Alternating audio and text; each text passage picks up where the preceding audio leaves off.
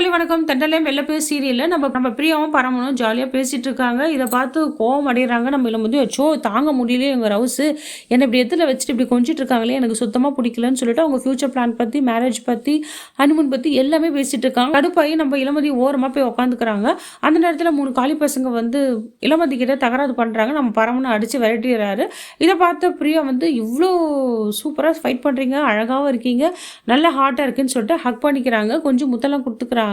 இத பார்த்து இளமதி செம காண்டாயி, அப்பா நான் ஆட்டோ புடிச்சு போறேன். எனக்கு ரொம்ப தலைவலிக்குதுன்னு சொல்லிட்டு அங்கேருந்து கிளம்பிடுறாங்க. வீட்ல போய் அவங்க அம்மாகிட்டயே கோவமா பேசுறாங்க.